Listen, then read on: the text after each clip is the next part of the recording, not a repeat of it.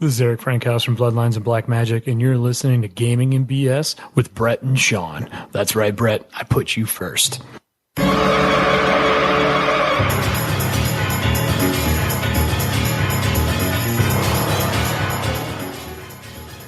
Welcome to Gaming and BS episode 134. We've got a couple guests on our show this evening. Yes, we do. He's a proud father, a husband, a gamer, a geek, a terrible speller, an all-around nice guy, and fellow Wisconsinite, which I did not know, Brett. He's made appearances on such tabletop gaming podcasts like Modifier and written articles for Cypher Caster magazine. You know him for his work as the co-host of the popular podcast Cypher Speak. You can find him on Twitter at TroyP23. Please welcome Troy. Hello, everyone.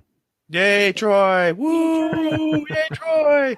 Not to be forgotten, she's a staff member of Contessa, an organization dedicated to increasing diverse representation in tabletop gaming, and a contributor to the popular Emmy Award-winning gaming blog Gnome Stew.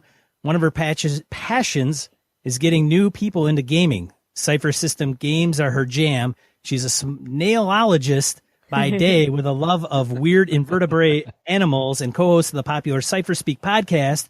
You can find her on Twitter at Darcy L. Ross. Please welcome Darcy Ross to the show. I'm so happy to be here. I brought all my tentacles with. Yay! So, Darcy, before I go further, I've got to ask you. So, I mentioned this to my daughter because she loves having, hey, I've got a girl on a show. She's going to talk about stuff, and my younger daughter loves gaming. She's like, oh, this is so cool. What's her name? It's Darcy Ross. And she works with snails. No, she doesn't. I said, yes, she does. You have to ask her. I don't believe you. So please tell me that you really work with snails so I can tell my daughter you work with snails. Oh, boy, do I. I was up to my shoulders in cold snail water just a day ago, and I'm working on a snail talk right now. I am all snails all the time, pretty much. Perfect. She loves chemistry and science and math, and I told her, no. Oh, I need to meet her. She's so cool. No, this is a gamer, and she's a girl, and she likes science just like you. She works with snails. No, she doesn't, Dad. That's not possible. Because I do have a history of feeding lines of BS to my children. No. A healthy habit. Yeah, her doubt in me is well founded. But thank you very much. That's great for a scientist. You know, she's skeptical. I like it. You're training her well. Yeah. She don't have any choice. It's either that or she gets laughed at school. So anyway, all right, John, I'll stop. Back to you, sir. All right. So, announcements, quick. Forge Midwest is happening a weekend of April 7th through the 9th. That's this weekend, 2017. If you're in the region, Forge Midwest. I can't talk tonight. Forge Midwest. That's because it's late. It's okay though. It is kind of late. But Sean, are you going to make Forge? I'm going to get there probably on Saturday, I think, during the day. Okay. It's rather quaint. A lot of indie RPGs for sure. Mm-hmm. The last couple of years they've had it, Sean drew my attention to it, and like, oh, that'll be great. I should be able to make it. And then my gaming group in my hometown, North here, is like, hey, we can meet this weekend or this weekend. Well, that doesn't work. This doesn't work out. We'll game. So next weekend I'm going to be up in Wausau, so I'll be nowhere near Forge Midwest. Ooh, yeah. Which, oh well. I just spent a lot of time and money at GaryCon, so maybe it's for the best. And then the other one is International Tabletop Day, which is at the end of this month, April 29th, 2017. Oh, wow. That's my wedding That is anniversary. creeping That's up on us. Oof. Are you guys doing anything special, Troy, Darcy? I should. I'm not yet. I might, but the weekend before that is the world's largest trivia contest here in Stevens Point, Wisconsin. So I will play trivia for a non-trivial amount of 54 hours in one weekend. Good Lord, man. 51 hours? 54 hours. 54 hours. Jesus. Troy, Wow, Troy, you're actually in Stevens Point. Are you kidding me? Really? No, I live in, well, technically I live in Plover, but. Okay. So yeah. I drove past you because I go to Wausau. Yep. My parents are still up there. I go up there every month. So holy crap. All right. Neat. Awesome. Very cool. All right, let's get to Random Encounter, shall we? Yeah, let's do the thing. All right, Random Encounter. This is where we field emails, voicemails, comments from social media, and I'll let you read the first one, Brett, because yeah, Just because. So, Ace, a newer listener to the show, says, "Hey, Sean and Brett, I've been listening to you since early this past winter, right after your bonus BS episode from GameholeCon 2016, which is really cool. And also started listening at episode 1 and listening forward to catch up shortly after." And Troy and Darcy, that's a thing that I've said since the beginning. If you want to understand the full interconnected web of deceit and lies and truth that we spin, you must start at 1 and work your way forward. So Ace is already being a good guy, so this is good. He says, though, this week I finally heard an episode that demanded I write in to take you to the woodshed. Oh, Lord. I listened to several more episodes following to make sure no one else had made my points during a random encounter and was sorely disappointed. In the episode, a friend of Brett's had sat in a demo of Hackmaster and made a complaint about the use of opposed die rolls as the primary combat mechanic. The two of you then went into a long diatribe against opposed die rolls, ignoring the ways they are done in Hackmaster itself, instead focusing on the opposed die roll combat mechanics from die pool systems. Quite frankly, die pool mechanics suck, and doubly so for combat. In Hackmaster, the mechanic is a simple D20 plus attack bonus versus D20 plus defensive bonus, rolled simultaneously. The GM can remember the monster's defense bonus, or as a decent GM has written down at a handy location, and the player can remember their own attack bonus to a hit situation is resolved in seconds. No counting through syllables of D10s, White Wolf, or D6s, Star Wars, to come up with results for a roll. I hope you understand that I'm incredibly annoyed you spent an entire episode indirectly and probably unintentionally ripping on my favorite game system without having played it. Yeah, that was absolutely unintentional, Ace. We did not mean to do that. So, very sorry, man. That's not what I meant to do. He goes on to say, based on one person being vexed that that it was one hit round and not hit the next round. That person, I say, the GM rolled differently. Stop whining and suck it up, Buttercup. To piss me off even further, oh God, we made him mad. The very next episode was latency in combat, a problem which is handled quite elegantly in Hackmaster. The Hackmaster initiative system creates fast-paced encounters that keep everyone involved at all times by making sure everyone at the table always has something to do. Running combat can be somewhat taxing on the GM, but a few organizational tricks and some free downloads from the Kenzerco website make it a lot easier. These guys have playtested the shit out of their games, he says. Given that in your early episodes you love to repeat the advice from Misdirected Mark guys that a new system takes about 4 sessions to know if you like it or not, I think you all might owe it to yourselves, your listeners, and the Kenzerco development team. Head over to Kenzerco, download the free Hackmaster Basic, and play a few sessions, given that you spent an episode indirectly bashing the game. I'm sorry if I sound spammy about Hackmaster. I sure am not intending to be. This episode just really got under my skin, as it really did feel like you guys are bashing living crap out of my favorite game without as much as having read the rules, let alone playing the 4 sessions that I've heard you echo the MM crew in recommending. Thanks in advance. Whew. Well, that was actually gentler than I thought it was going to be. So Ace, thank you, sir. Yeah, that was not Sean nor my intent. I don't know. Bash on a game. I don't know, man. Hackmaster, I mean, come on. All the games in the world, I mean, that's the one game I cannot stand is Hackmaster. Dude. I'm just kidding. Don't do that. Just kidding. So, fair point. I have not... Oh, sorry. Go ahead, Darcy. Oh, no. I was just saying I've always been interested in having a podcast where I play what I think other games are. Just based on the name and what I ambiently know. Play what I think Hackmaster is like, or play what I think Shadowrun goes like. There you go. I feel like that's what people are often... what the discourse kind of circles around without meaning to be.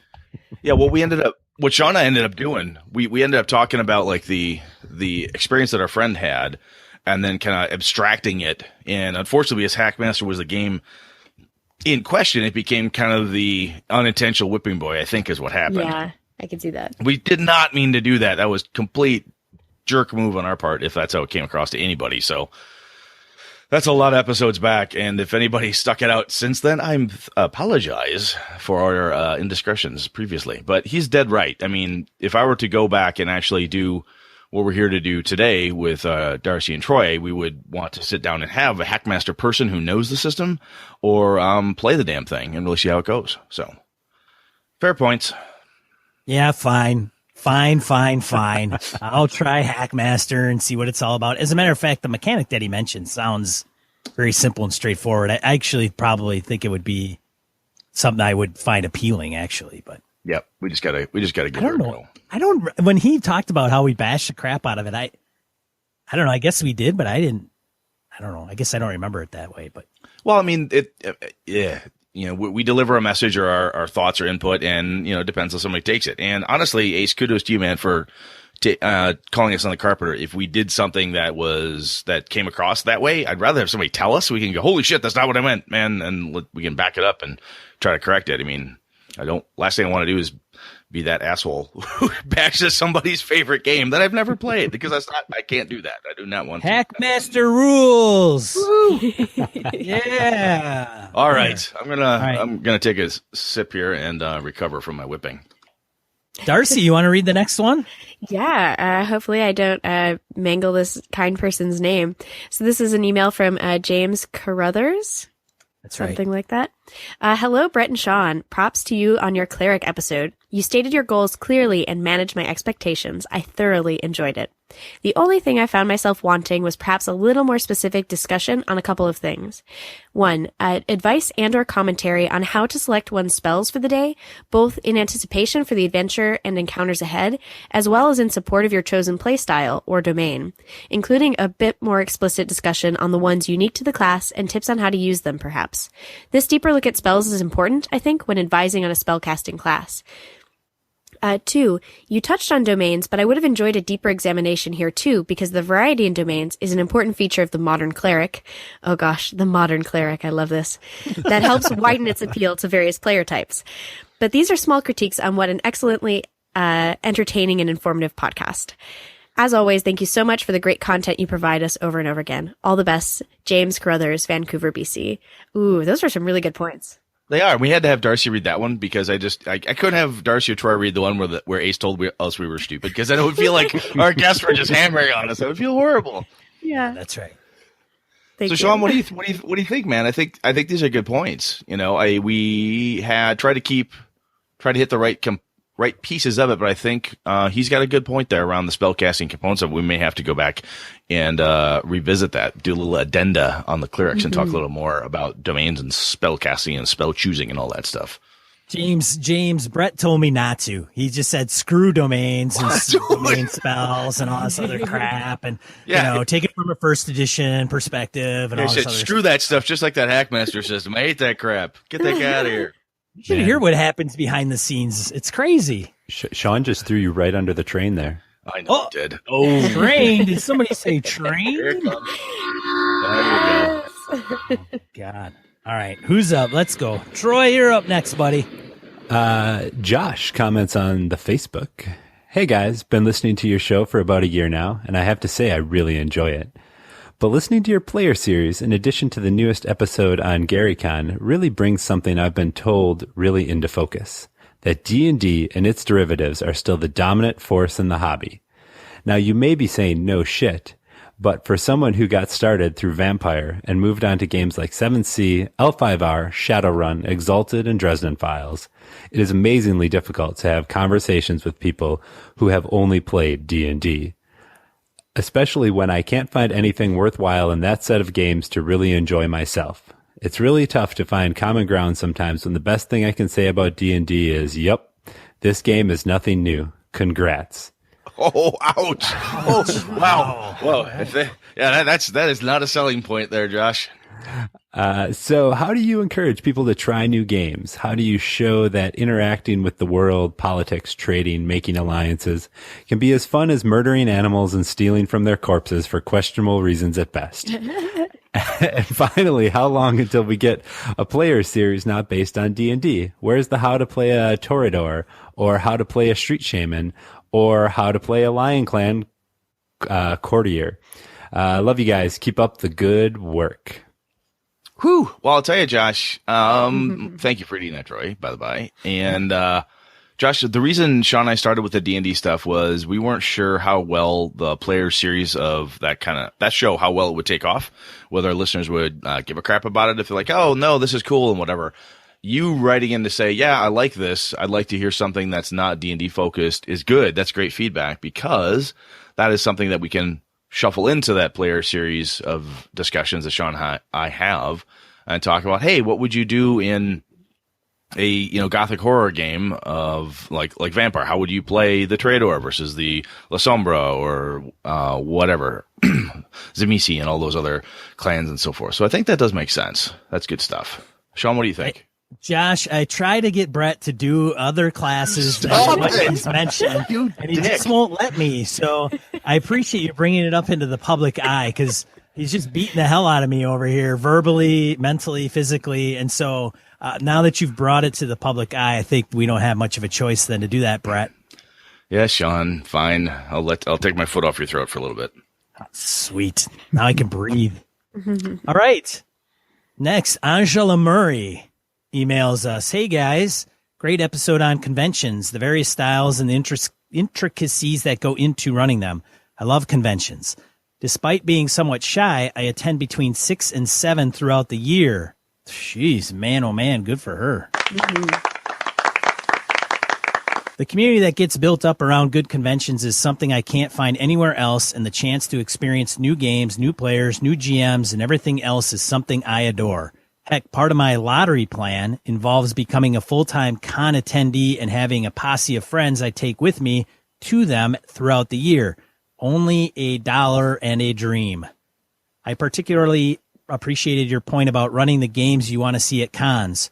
While I enjoy playing more than I enjoy running games, I feel it's important to add my voice to the GMs running at cons and offer the types of games I want to play. It's terrifyingly intimidating to put yourself out there and run a game for strangers, but it can also be a great way to improve your skills as a GM. Without conventions, I'd have never had a chance to meet even half the wonderful gamers I've come to know over the last decade.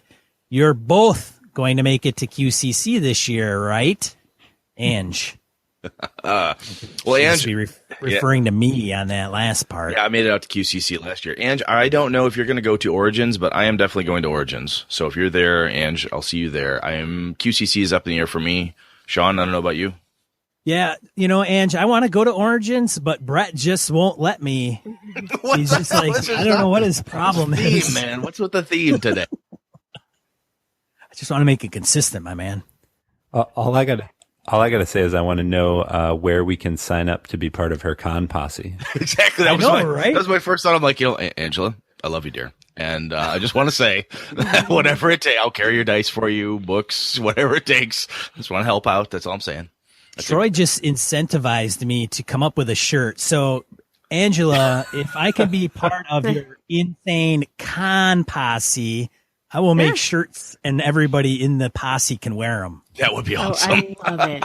Insane con posse. Angela's insane con posse. So I'm going to ask Darcy and Troy, do you guys hit a lot of cons? Darcy, do you do a lot of cons? Troy, how about you? Yeah, I hit some.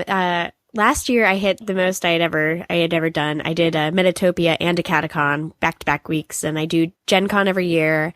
And then ValorCon is a Chicago-based one that's kind of up and coming. But that's the most I've ever done, and that was a lot. How about you, Troy? Generally for me, it is Gen Con every year, and last year I did make it out to Gamehole Con. Oh, I didn't know that. Damn it. I met you guys there. You don't remember, but that's okay. Crap. I'm a total ass. Oh, yeah, Brett. I live in your backyard, and I've met you, and I know you. Oh, yeah, but you don't remember me. We met for like 10 minutes. It's Right. okay. 10 minutes, too. Oh, that's great. I'm going to go crawl under a rock. It takes like 15 just to become conscious over here, Troy. Yeah, I think we talked briefly after the Monte Cook seminar. Oh, yeah. At Gamehole last year. Oh, yeah, that's after was that before I had Monty punch me? I think so, yes. But yeah, so yeah, just a couple for me last year. This year, I'm hoping to get to Gen Con for sure, and then either a Catacon or Metatopia, as Darcy had good things to say about them. Yeah, very good things. Potentially Gamehole again, and then one of these years, since it's like 40 minutes away, I will actually get to EverCon as well. Sweet. First weekend in January, man. Yep. Nice. I run that con. I run that con. Yeah, that's why I'm pushing it. Ah, nice.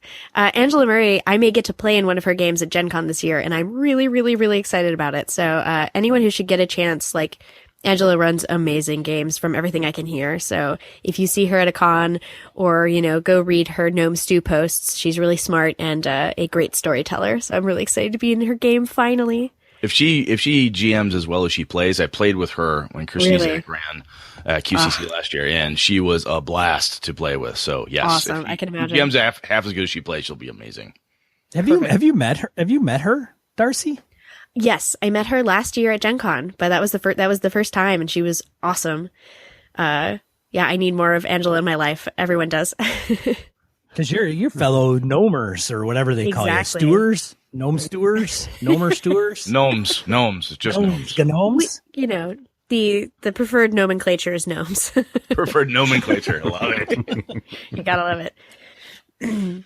All right. Oh, we got one more here. We've got, hey guys, hope you had a blast at GaryCon. Talking Gary and Jen, I get my confused here. All right. Hope you had a blast at GaryCon, and thanks for the shout out on episode 131. In regards to episode 132, Sean is right. The reason clerics could only use the blunt bludgeoning weapons was because blunt bludgeoning weapons were the weapons that could deal non-lethal damage, which was important because it was generally out of alignment or the deity's wishes to kill. This was, of course, back when clerics had to be good. Keep up the awesomeness, Michael Drescher. Michael's one of the local guys. He's actually closer to me. He's out in Sauk City area. So cool. Thank you, Michael. I put that in there because the part that he says that Sean's right. I kind of glossed over that. I choked a little bit when I read it. All right. Let's get into the main topic. Oh my God.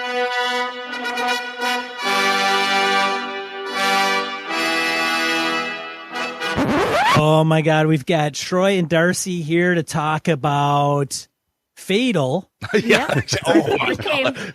Oh, Jesus. Cypher System, if you've been living under a rock. Co-hosts of Cypher Speak. Brett and I are going to learn something. Well, both Sean and I I own a copy of Cypher Rulebook. I've read it. I've talked about it on the show briefly. I'm like, this sounds really cool. Player-facing dice. I need to run this at some point. It's in the stack of shit that Brett needs to run I haven't got to yet. So then I talked to Sean. He's like, oh, I got it too. Oh, that sounds really good. Blah, blah, blah. Back and forth. We should do another system deep dive like we did with Savage Worlds and DCC because those went over really well. And I learned a ton about both of them. And I said, Sean, do we know anybody who knows this stuff? And apparently Troy lives next door to me practically. So yeah, we got people that like live right freaking here. And so here, this is why you're here. You know this, we do not. So I don't want to commit another faux pas and have a guy like Ace come and throttle me. So you were here to enlighten us. We'll do our best. All right. Sean, do you got anything else you want to add there, brother, before we go? Oh, man, let's get this thing rocking. All right. So this is published by Monte Cook Games. So Monte Cook, in case you don't know who that is, it's some guy. He's done some stuff like 3.0, Numenera, whole bunch of stuff. Visible Sun, small name within the industry. Yeah. So it's how long, Darcy or Troy, do you guys remember when the Cypher System first debuted? Just offhand, do you remember that? It was Gen Con 2013. Not too bad then. This is also part quiz show, by the way. This is why I'm asking random questions you were not prepared for. I need a buzzer. Mr. Trivia, 54 hours of trivia over there. He should be able to answer the snot out of all these questions.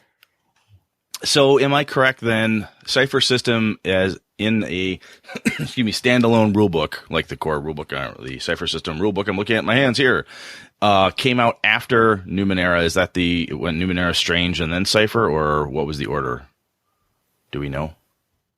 Yeah, I believe that was it. Numenera, and then that was really popular and people dug the mechanics a ton. And so the Strange got funded and they brought on Bruce Cordell. And then, people were already making so many hacks of it by that point. I think they realized they ought to just release a core rulebook. Nice. So when we say core rulebook, one of the things that it's not. So when I read the Cypher System, I looked at it. My first fear was like, well, the Numenera thing. I'm like, okay, kind of interesting to me. I don't know if that whole setting thing speaks to me or not, as from my creative brain. I'm like, I don't know. And I look at this. I'm like, so it's a core system. It's it's setting rule. It has everything you need to make characters, mock things up into different settings and genres, but it is the Cypher system itself is kind of like a GURPS, really, in a way. It's just this universal system that you can use as a toolkit. Exactly. So I pulled from a theme. Basically, we tried to I want to find something that was like the theme. So I went out to the website, of course, Monte Cook Games, and a little quote here I'll throw out. The Cypher system focuses on narrative, unleashing the creativity of the GM and players. Some people call it a quote-unquote rules-light system, but it has all the power and sophistication of games that are much more mechanically heavy and substantially more substantially more flexible. Cool. I read that, and again, when I read the rule book itself, I'm like, wow, this sounds really, really cool. I've not played it, though. Sean, have you played it, Sean? Have you played it all? I have not played the Cypher system, though I do own it, and I have not played Numenera or The Strange, but have found the Cypher system itself intriguing for sure. Yeah, I think it hits a like Goldilocks zone for people like me, and but I think I don't know if you had initial feelings like this, but for some people, they see it. You know, people who play a lot of like story games and indie games are like, oh my gosh, it's such a rules heavy system. You know, why would you ever want to deal with all that bloat? Which is hilarious to me. And people from like who play D&D are like, oh my gosh, it's such a story game. Who would want to, you know, how could you possibly make anything run with that? So I've seen both of those arguments, but for a lot of people, I think it hits a good sweet spot of kind of more tangible than things like Fate, which are, you know, operating in a different level of reality. You know, you roll to like perform an action as opposed to like provoking an enemy or something more like higher level. So yeah, it hits my needs for like concrete enough for me to work with, but without getting in my way for all the wacky stuff I want to try. So Troy, what drug you into it when you first experienced it or saw it or read it? What was the thing that So what got me initially, actually, kind of the opposite of you, Brett, is the setting of Numenera. So I should back up a little bit. The first thing was like, oh, Monte Cook is making a new game. I'll check that out. Yeah. And then, but then I really wanted to run it as soon as I started kind of diving into the setting of Numenera and what it was and just the weird and the different things that you can do in the setting of Numenera. So that's kind of what drew me in. However, once I started running it, very much like Darcy, it fits kind of that perfect slot for me as far as complexity. You know, I've run a fair number of games. You know, I definitely haven't run all the games, but it's a good level of complexity for me to be able to still manage the story and manage what's going on when I'm running. And there still seems to be enough, depth there for players to, you know, kind of still have some things to grab onto and latch onto. So it really fits that kind of perfect spot for me as far as what I'm looking for in a game system, to be able to tell good stories, but still have enough game around the game for me. Cool. Okay. So we had kind of laid out a little bit of an outline here, which I know to our listeners would be like, what? You have an outline? Holy shit. You guys really plotted this one out. I want to skip past the settings and so on. And I want to talk more about the mechanics. See, we've been touching on that right now. And when we say it's got enough meat to it that it hits this Goldilocks zone, as you said, Darcy, that was a thing that reached me as well. Is I've played Amber Diceless. I have played games like that, and I know Sean has played Fiasco and those type of GM-less events and so on. Yeah. Excuse me. So and I've said this earlier, player-facing dice, which is really intriguing to me. I like that in my Gumshoe games. So tell us, either Darcy and or Troy, tell me, how does this damn thing work? I've got 20-siders, 12s, 8s. What do I do? What's the core mechanic on this sucker? Well, the core mechanic is a 20-sided die. That's all you need to do 90% of everything in the game. Basically, to boil it down, every obstacle in the game has a level. What this does from a GM perspective is makes creatures, traps, doors, locks, everything really easy to create when you need it, if you don't have it ahead of time. So if you are going up against a kobold, it's a level 2 creature. If you're going up against a dragon, it might be a level 8 or 9 creature. And the number that you need to kind of overcome that obstacle, or if it's a creature, to hit that creature and do damage, is the level times 3. So basically, that level 2 kobold, you need to roll a 6 or better on your d20. That level 8 dragon, you need to roll a 24 or better on your d20, which is kind of hard. Without training or effort or, help somehow, right? Yep. Okay. So now that's how I hit something. If I say, okay, Troy, you're game mastering, we're playing, I've rolled to hit the kobold, I hit it, the next kobold comes up to hit me. Are you rolling to hit me, or am I rolling? What happens there? When you come at me as the game master, what happens? Nope. The exact same thing. I say the kobold is swinging at you. Brett, it's a level 2 kobold. You need to make a speed defense roll. And it's level 2. You need to roll a 6 or better on your d20 to avoid that kobold's sword or spear or whatever it has. And then using that speed bonus minuses or whatever to give me, or trainings and so on, as Darcy mentioned, to modify the number. Okay. Yep. Mm-hmm. Okay, so the game master, pretty much, I could show up with my book, my notes, my plan in my head. I need no dice. Correct. The only thing I occasionally will roll is percentile if I'm rolling on a random table. Okay. All right. That makes sense. Crazy. So when you do that, now in Gumshoe, it's 75, 80 percentile type. It's player facing most things. If I'm going to hit you in Gumshoe, I end up rolling. So that's okay. But I mentioned this to some of my friends. They're like, well, that sounds really odd. What's the game? How's that threatening and so on? And I don't understand. So how have you, when you run with that absolute player facing mechanic 100% of the time, how's it go over? Do people grok it really quick and like, oh, this is totally cool? Or are you finding that certain types of gamers, like if you come from a D&D background, is it harder to get? Do Fate players go like, no, this is totally cool? Have you experienced anything like that? Ooh, that's a good question. So one thing I would say with respect to like, oh, it's not stressful, because the GM isn't rolling. I think it's really cruelly stressful in a different way because, the fate of the player is in their hands. So it really takes out the adversarial nature of the GM, and it's more like you're screwing yourself over, player, which I like.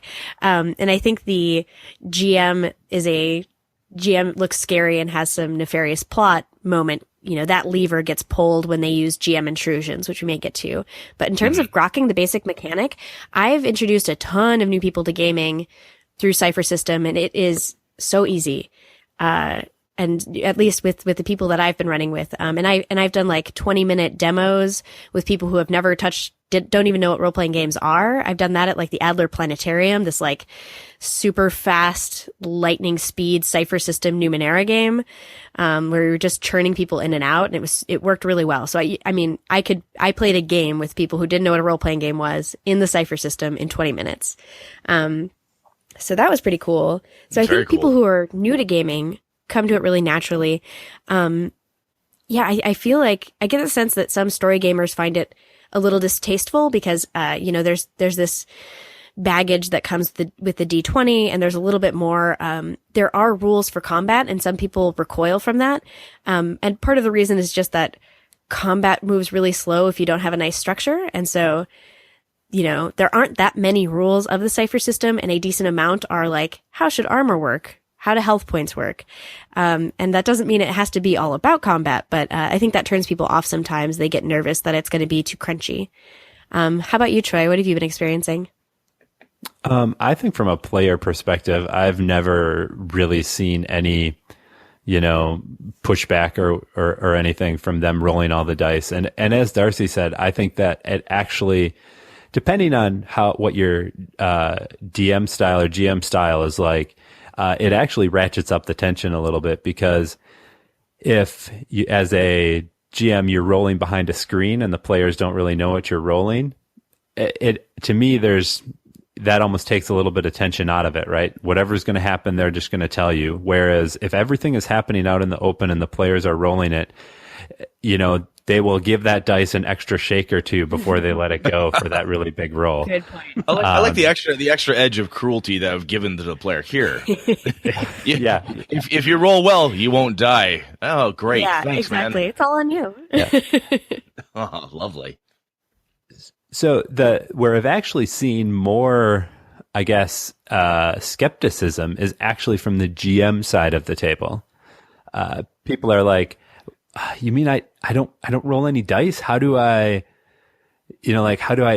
influence things? Or, what's the, it's hard for them to get, to break out of that D&D or, Dungeon World or whatever game. I mean, the DM rolls dice to kind of break out of that and say, yeah, you're not, it really does take that adversarialness out of it. And so that's where I've had some people be like, does that really work? Is it really fun if I'm not slinging dice? For some people that takes some of the fun away, but I think it offers different kinds of fun for the GM. And for me, I know Misdirected Mark, Phil talks about this a lot, cognitive load. I continue to be amazed how much completely taking math out of my head while I'm running a Cypher System game, because I'm not rolling any dice, so I'm really not doing any math, allows my brain to just function at a story level. It's weird. But it's something that the more I've run it, the more I've come to realize that that's what my head is doing. If I don't have to think about any math, I can just think about narrative. Yeah, you're focused on plot, moving different things. If you've got 5-6 clocks running at once and 16 different bad guys all trying to do this big intrigue thing, while the players are dealing with it, you're like clickety click click clackety clack clack, boom, hey, guess what? Orcs kick in the door, son of a, because you're ready to do that. You're not. Okay. All right. Player engagement too, right? Like I can spend a little bit more of my brain to look at, to like watch people's body language, especially at cons, like who's into it, who isn't, is everybody okay at the table? Is that person been waiting to get like, are they really on the edge of their seat and they want to say something? I think it gives me more brain space to call on people and make sure that like everybody's having maximum fun. Okay. Very cool. So there's a D20 is their core mechanic. It'll get us out of 90% of our jams as a game master perspective. We can always just say, hey, make a roll, and everyone knows what die to grab onto. Now, I know there's pools, efforts, edge, and those other types of components with that mechanic. Do you guys want to grab a little bit more onto that piece of it? Get a little more detailed on it? Sure. I'll start. I'll kind of talk through the pools, and then I'll let Darcy talk about the modifiers. Sweet. So every character in the Cypher system has 3 pools: might, speed, and intellect. These pools essentially function as both your resource to do things and your hit points, basically. So it's a little bit of a resource management game. From that perspective. So, in your might pool, you may, spend, points from your pool to activate might-based abilities. Like if you have something like thrust, which does bonus damage, if you're thrusting with a sword, or, if you get hit with a sword, the points will initially come out of your might pool until it's empty. Okay. So there's always this kind of push and pull of, is it better to spend my points to be more effective at the task I'm trying to do? Or is it better to hold on to them because, I don't want to lose them all and be beaten down and go down the damage track towards death. So that's kind of the main focus of the pools. It causes characters or players to make a lot of decisions around how and what they want to do. It's actually much more than the dice mechanic. It's the thing that I see players coming from other systems struggle with a little bit. They tend to, in the beginning, want to be much more of a hoarder of those points and save them for taking damage, and because they don't want to, get closer to death. Versus I want to spend my points to do cool stuff. And then as I see players go and play more and get more familiar with the system, it's like, oh, absolutely, I want to do this thing, so I am going to spend extra points. Yeah, and then when they figure out how the pools refresh and how long that takes, then you're like, oh yeah, this is totally fine. I had some of that in the Gumshoe games when I would run them initially. These points, these points that you're husbanding, trying to figure out how you're going to get this different stuff, and you go, and then Darcy's played it before. It's like, oh yeah, I spend a point to get extra this and this, that, and the other thing. And the other person across the table, she's like, oh man, I don't want to waste anything. I don't want to waste anything. Yeah. Not realizing that quote unquote wasting it is the game. Get in there. You gotta get in it. So okay, I like that. That's very cool. So that's pools. So what other kind of modifiers are on there, Darcy? Yeah. So the example I always like to use is like, unfortunately, you all know me now when you're in the Midwest. At some point, I may ask you to help me like move from my apartment. And I've been living here for too many years, and I'm up on the second floor, and there's a tight staircase, and it's a really bad job, and you're only getting paid in pizza. Okay. So if you're helping Darcy move her terribly large couch out of her apartment, and like you've already spent all day, like, helping me move boxes and things. Let's say it's like a level 3 task to successfully navigate that couch down my back staircase, which is very, treacherous. So that would mean you have to beat a 9 or higher on a D20. So if you're not trying hard, or if you're not trained in something relevant, or if you're not, using some special ability, that's like a 50-50 shot of like, eating wooden staircase and couch. So what you probably want to do is spend some effort, right? So you would spend 3 points from your might pool, probably, and it would become a level 2 task. So you'd only have to beat a 6 or higher. And so that's how you kind of manage, this task matters to me more than some other ones. And so I want to try harder at it. However, your pool's going down over time as you spend the effort on these tricky tasks. So if I got in a fight with you at the end, you would be much easier for me to punch out because you've been spending all day like lifting heavy things. You're just weakened. So that's effort mechanic, is how you spend points from your pool to change the level of difficulty for you, which is really cool. But also, if you like work out all the time and you totally lift, bro, that could be that would totally be an asset to this task. So your asset, or your training in lifting, bro, would take it naturally down from a 3 to a 2. And then if you spent effort, it could be a 2 to a 1 or even 0. You can bring difficulties all the way down to 0 and not have to roll, which is pretty cool. Well, Sean, we've realized right now, Sean, that we don't move anything from Darcy's house because she's waiting at the bottom of the stairs to kick our ass. So she doesn't have to feed us pizza. That's what's going to happen. I'm going to get a big ass couch. Yeah. Forget that. And lives upstairs. It's a trap.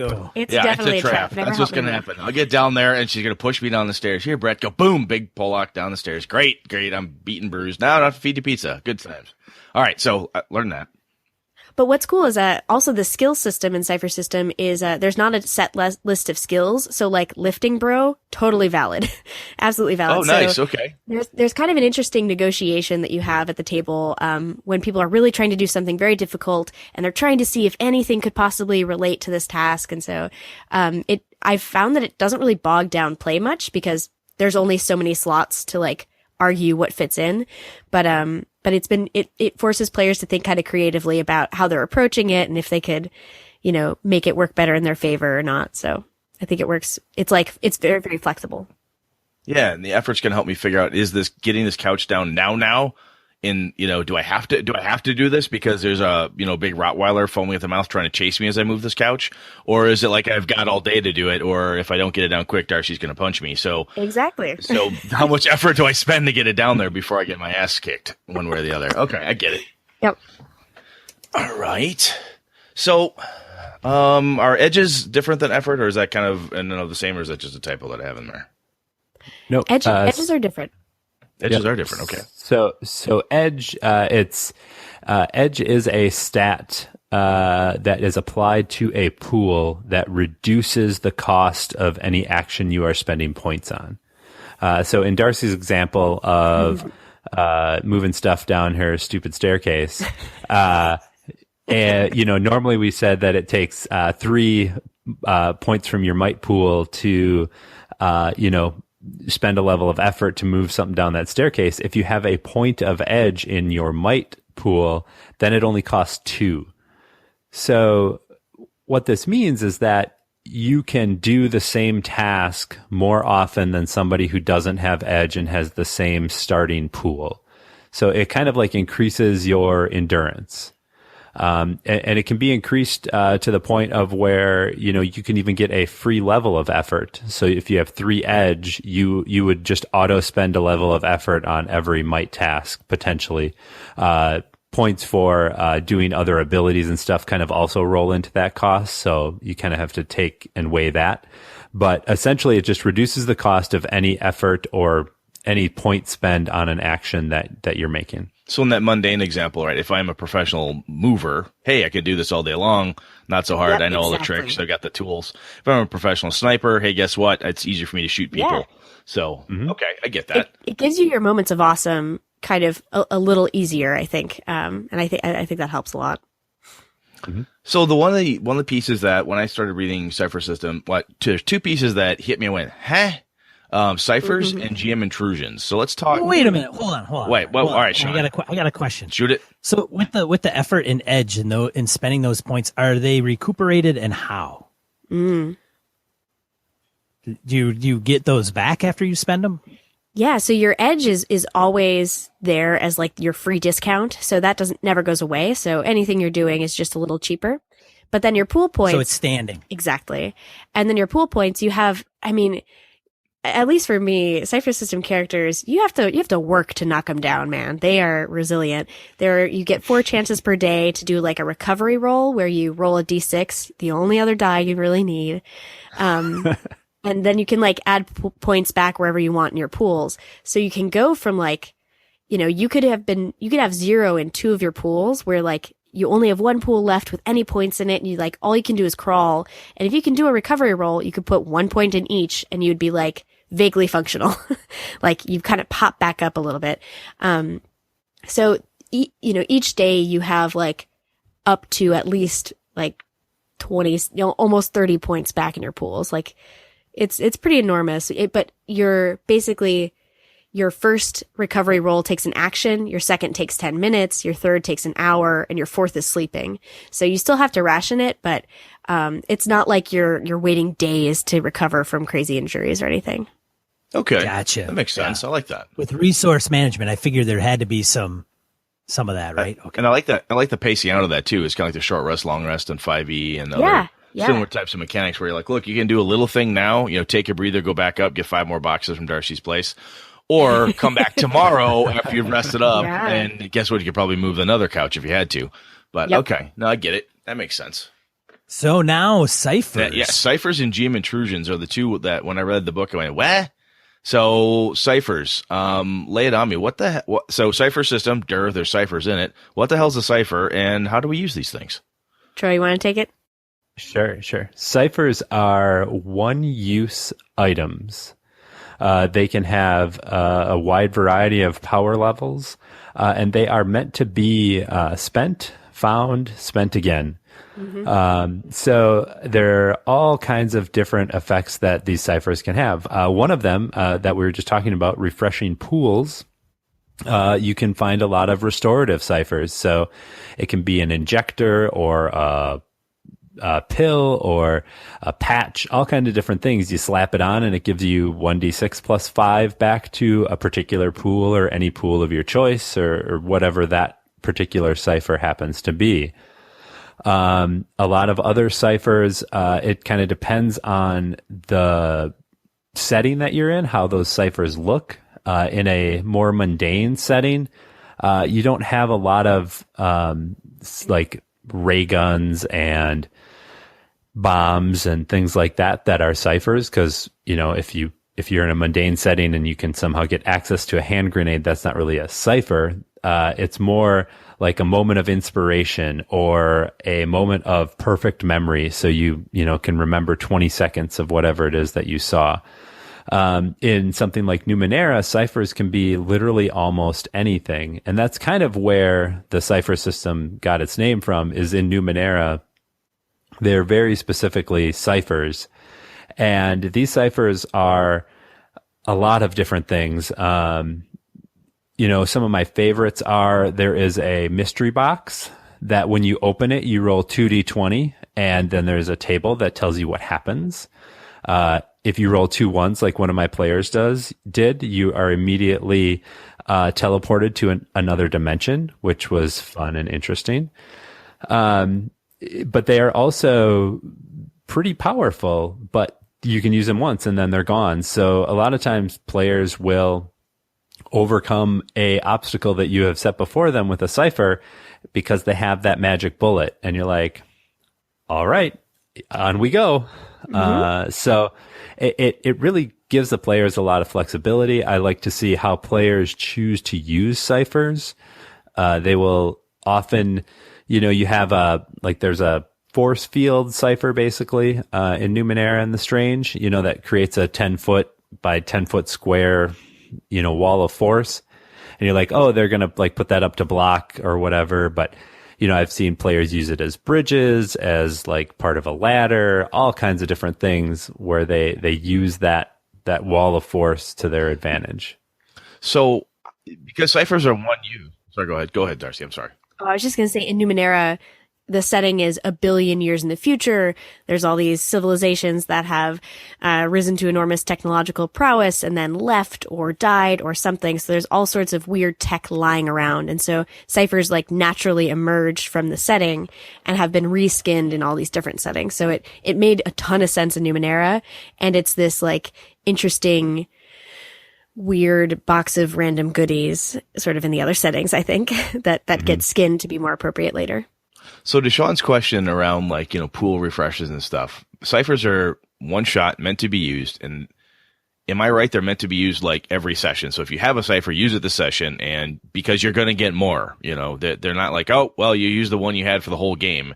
How are they distributed? Are they designed? And it sounds like they're designed to be used not as quick as you get them, but don't hoard them. That's the feeling I'm getting. Yeah, that's the idea. Yep, absolutely. In fact, pretty much every setting has some sort of punishment for hoarding them. You generally have a cipher.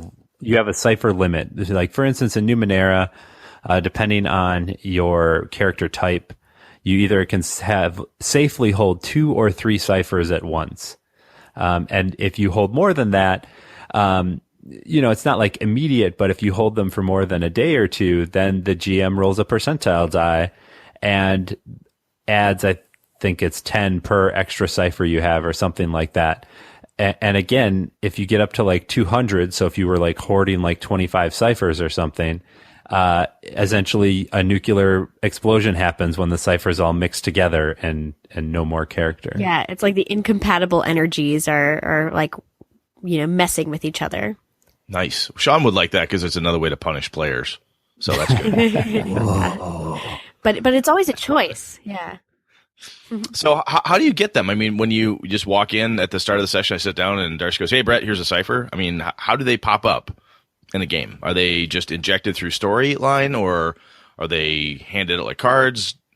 Again, stupid question. I know for somebody who understands this, or they're listening to me going, "Brett, you dumbass." But that's literally questions I get asked by other players. Like, "Oh, you've read that. How do you give them out? Do you give them out at the beginning of every session? What happens? You have to find them in a story. What happens if the game master screws you and doesn't give you any in the story?" I'm like, I don't fucking know. I'll ask.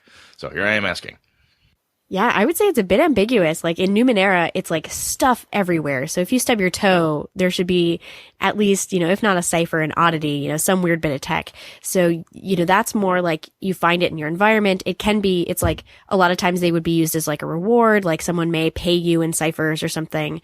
They're physical, tangible objects. But for things where it's, the divine inspiration, or if it's more of a mundane setting, I think those are, I've always, I don't know if you know the actual rule about this, Troy, but I've always given them out more the Cypher system talks about rewarding discovery. You get XP, you get, advancement tokens when you make some discovery about yourself, about the situation, about your world. And so I tend to also award intangible ciphers around that time, sort of, you did a good, or if there are gods in your setting, it may be you did something appropriate to your, your cleric, your cleric's religion, right? That would be a great time to give some divine inspiration. What do you do, Troy? Yeah, it's very setting dependent. And things like Numenera and the Strange, you can buy or find ciphers relatively easily. But yeah, in like a mundane setting or even like a super setting, a lot of times ciphers in a super setting are like the little extra oomph that, a superhero has, to get over a specific thing. And yeah, a lot of times in those settings, I tend to, sometimes I'll hand them out, when inspiration strikes, but a lot of times it's more of, a set refresh. Now that might be every session, that might be mid session, right? We come to a good stopping point, where the party's going to rest overnight, and everybody who is not at their cipher limit gets an additional cipher. So it's really GM dependent. And even in Numenera, where they are everywhere, it's still the GM sometimes has to start with reminding players or making them very obvious. And then eventually the players are just like, oh, there's an old machine over there. Can I rip it apart and see if there's any ciphers inside? And you say yes. And then they, make a Numenera check and see if they can pull out any ciphers. Okay. So using the term cipher is like, is this a cipher? Asking that question, player to game master, is legitimate. I find a thing, can this be used as a cipher? That's a legitimate question. Mm-hmm. Absolutely. Yeah. Okay. All right. That makes sense. Sean, do you have any questions on ciphers, man? No, man. Good stuff. Very good. We should get on to GM intrusions. Yeah, GM intrusions. So this is the stuff I like. I'm like, okay, I'm a GM. I can just stomp on something. So what can I stop? What does this let me? How can I enforce my will upon my people? GM intrusions are great. They're one of my favorite aspects of the Cypher system. You're basically bribing players to make an unexpected little jog in the current flow of the narrative. So sometimes that might be something like, aha, a creepy door opens behind you, something mysterious. It's almost like a soft move in, Apocalypse World based games where some strange new thing happened. It's not clear, it's not just a bad thing happens to you. It's like something surprising, unexpected, maybe bad, but you still have to choose how you deal with it. And so you bribe them with this maybe bad thing, maybe interesting thing, hopefully, and you bribe them with 2 XP cards or tokens. And so they can either pay you an experience point and reject it. So either the getting over the obstacle becomes really easy, or you thought something bad was going to happen, but it turned out okay. And so the bad GM intrusion doesn't happen, or they accept the XP and give one to a friend. And so, yeah, this is just a great tool I find for, things are stagnating a little bit, like constantly wanting to think of new GM intrusions kind of helps shuffle up my own game. It's like, okay, what new element could I add here? What exciting freshness could I add?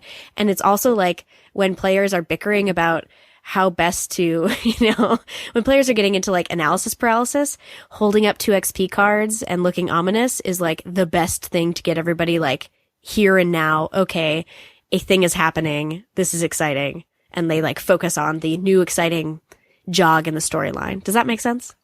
It totally does. I mean, the players that want to, in a Cthulhu game, that want to turtle up and don't do anything, or any game really. And you're like, oh yeah, dude, here's the deal. Here's these 2. This is going to happen. You can either... Yeah, you can hear the screams of the Bayaki. Yeah. Yep, the Bayaki's coming. What are you going to do? Ah, crap.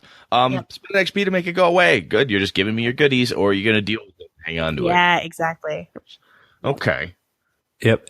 And the way I look at this is I think that this is actually one of the more ingenious mechanics of the Cypher system, because I think it's something that a lot of GMs do anyway.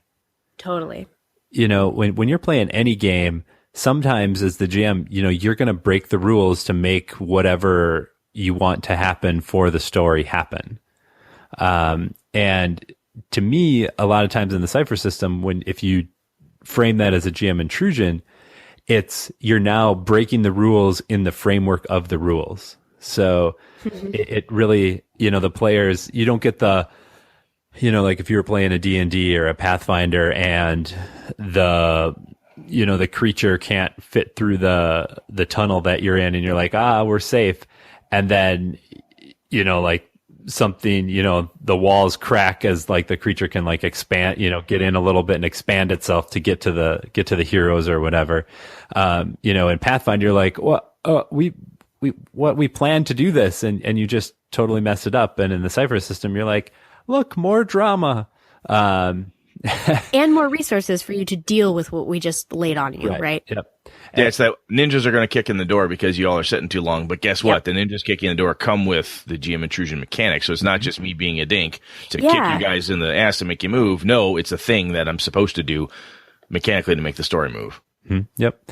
And the other thing that I do like, there is that XP that they can pay to not have the GM intrusion happen. Which I think to me has always been the indication of player feedback to the GM of, we don't like your intrusions. I think I don't think I've ever had one rejected. So that to me tells me that the players are enjoying my intrusions. They trust me. They trust what my intrusions are. And it's good. But if you are, if you have a session and you try 4 GM intrusions and 2 or 3 of them are rejected, then you probably need to have a discussion with your players of, okay, what don't you like about these intrusions? What can I do better to make, either make the story more interesting or make these intrusions something that you want to kind of explore?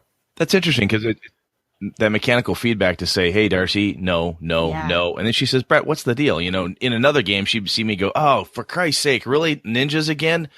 And the exasperation on my face. And then she'd go, oh, is he mad as character? Is he mad as player? But this way, I'm like, no, deny. And then that gives Darcy immediate feedback. Like, what's your problem, man? What's going on? Okay. Yeah. Or like, I think sometimes almost the beat structure, right? Like sometimes I've had people reject an intrusion because they were like, no, this is a moment of win for us, right? So like it's also kind of them shaping the pacing of the drama, I think. So it's really cool. How many intrusions are normal in a game session? Now, I know game session itself can be odd, right? You can play a 2-hour session or like when I get together with my group and I go for 8 to 10 hours, but what would you, if you normally sit down for like a 4 to 6 hour, would you expect to have 2, 3, 4, 8 intrusions? Is there a limit? Does it matter? I shoot for at least 1 per player. Sometimes I don't make that. Sometimes I go way over that, but that's what I try to shoot for. How about you, Troy? Absolutely. In a campaign setting, 1 planned GM intrusion per player. I bring up planned because GM intrusions also happen when the players roll a 1 on any roll, and for that one they don't get XP. That's just them rolling a 1. So then you get to inject a little bit of extra drama when that happens. But yeah, I shoot for 1 planned per player as well. In one shots, often that climbs higher than that. But yeah, in my campaign setting, what I would do is I would set out 10 XP cards in front of me, which is 5 intrusions, and I would always have them in front of me so I could see how I was progressing during the session. Nice. Are intrusions per player, or can they also be for the group as a whole? Can you do them en masse? Yeah, you can definitely do. If you do a mass intrusion rather than like 2 XP to a single player, you just give 1 XP to everyone. Okay, that makes sense. Excuse me. All right. And I'd be giving that stuff out like freaking hot potatoes. Oh yeah, it works best when you are. I think. I think the best games are the ones where the XP is flowing, and I think people get really into GM intrusions, like even on ones. Like so, XP can be used to advance, and it can be used to reject GM intrusions, and it can also be used to re-roll any die roll. And I mean. I feel like most of my players don't tend to re-roll 1s because they're so pumped about like, oh my gosh, what weird, interesting thing is going to happen, which is great.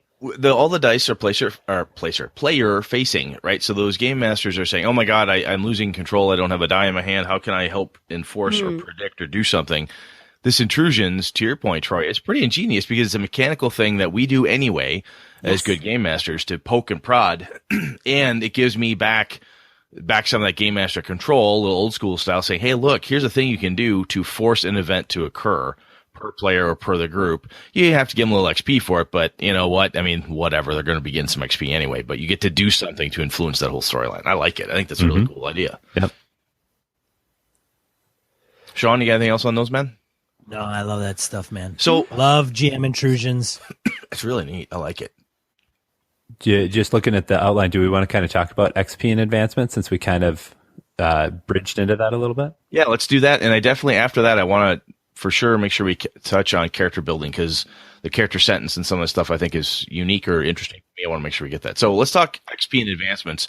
So we've talked about XPs being awarded through GM intrusions and so on, but Darcy, you mentioned this, much like Numenera and stuff, it's a game about discovery, and the reward should be around that. So I'll start with you, Darcy. For XP, how's XP supposed to be working here? What should we be giving it out for, and what volumes are we looking at? Yeah, it's again a little bit ambiguous, and I'm kind of new to campaign play, so Troy's probably better for like campaign thinking. I think, the XP should flow, like just rain down on them, right? Because I can always make stuff harder and take their XP back because I'm a cruel mistress.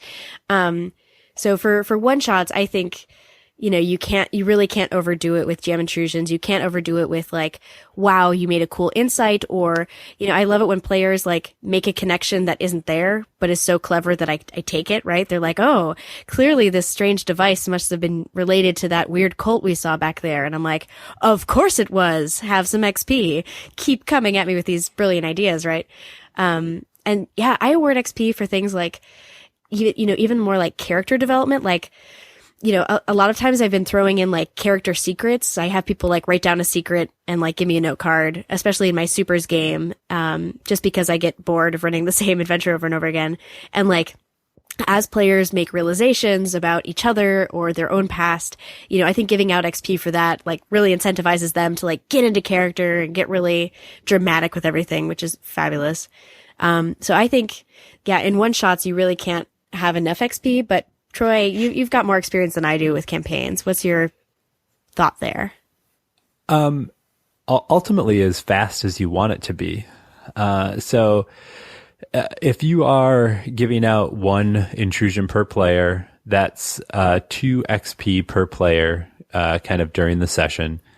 And then, kind of the main, to actually like advance your character is you do 4 XP to gain an advancement. And there's a few alternatives, but the main advancements are gain a skill, add points to your pools, gain an edge, and then gain the ability to use an additional level of effort. And once you have done those 4 advancements, then you go up like a whole new tier and you get new abilities based on being at that new tier. So if you, for instance, want to run maybe maybe like a 6 session arc, or sorry, a 6 session arc, and you say, well, I want to be, we're going to start at tier 1, but I want to be tier 2 for sure by the time we finish, you might give out like 4 normal XP at the end of every session, and maybe an occasional 6 to really bump things along, maybe even get them to tier 3 for that last session. Or if it's maybe a longer term session and you want to kind of control that leveling up, maybe it's 2 per, maybe it's 2, sometimes 4, sometimes. It really just very much kind of depends on the pace that you want your game to move at. So yeah, that's kind of how I've done it. In my game, I generally gave out 2 every session. And then once in a while, 3 or 4, depending on, if there was kind of like a big arc completion or something like that. And that's an addition. I need GM XP, GM intrusion XP, right? Yes, correct. That's like my normal session XP for just doing cool stuff.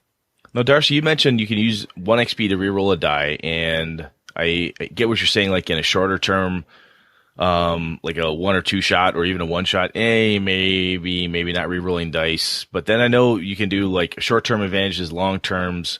Basically, you can spend your XP other than just gaining advancements and going up tiers. So let's talk about that for a little bit. So I can see this group, they've gone through we're playing a campaign with Troy. He hands out 4 at the end of a session. Plus, we each got another 2 because of intrusions.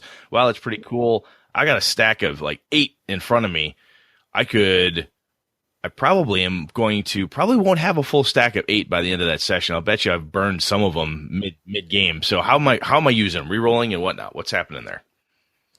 Yeah, gosh, there's so many ways to dice this up based on player preferences and sort of GM house rules and stuff. I feel like those 4 XP costly steps toward your tiering up, they're pretty powerful. So a lot of people are like, they really like to feel that leveling up. And it kind of gives you the fun of feeling like you're leveling up in small steps. Like you get the little high of like, I'm better at stuff. So people tend to optimize toward that. But, I think people don't like to reroll a lot, at least in my campaign games. Partly because they're so excited by GM intrusions. So they love ones. But what I like to use XP for, so you could use 2 XP for like a short-term advantage. So it's like, I've been reading this obscure ancient elven literature for the past session. Can I spend 2 XP and say like, I'm trained in it now. I've spent enough time and effort. Like if I come across this particular style of elven literature, I can use it to my advantage somehow. So that's kind of like a really narrow asset you'll have toward this thing you've been doing. For 3 XP, you can get a long-term advantage. You can create an artifact or have a long-term helpful contact. But basically what I take that to mean is like, you're doing I kind of use XP to bend the rules a little bit. So like if someone's trying to use an ability in a way that it wasn't meant for, or if they're trying to use a cipher, they're like, oh, wouldn't it be cool if I could slightly modify the cipher and have it be this instead? Like you don't want to allow that all the time with no consequences. But if people are spending XP, I feel like they are invested in this weird use for something or this particular moment they're going for. And I tend to use XP as like bend the rules a little bit as long as everyone on the table's on board. Like turn a cipher into a long-term piece of equipment with a really hard check and throw a bunch of XP at it, right? Yeah. So unlike a D&D or that style of game where you're racking up experience points that kind of sit in a bucket you don't touch, you just add them up. Right. Hey, I got 2,000 on a new level.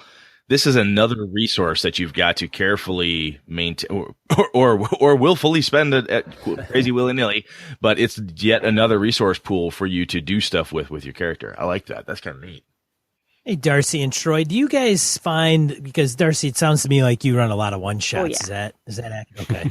So I don't know, and maybe you compare and contrast, but there's got to be quite a different dynamic one shot versus campaign and how those are spent. Is that? Oh yeah. Do you guys notice that? Okay. Yeah. In a one shot, you can pretty much assume that every XP that you hand out to the players is going to be spent to reroll dice. Once in a while in a one shot, I've had players who are familiar with the system use like the short term advantage, burn a couple of XP. But for the most part, every XP that's on the table is going to be burned to reroll dice. For instance, I was actually playing in a game where, cause XP can be used to reroll anybody's dice, right? It doesn't have to be your dice. So, I was in a game where basically we were on a crumbling space station and we had to make speed checks to get to the portal to get out. And my player was the last one. I had already failed, I think, 1 or 2 of the checks. And essentially it was like space station falling apart. You have to make this one to like jump to the portal. And I think I burned through 5 XP around the table.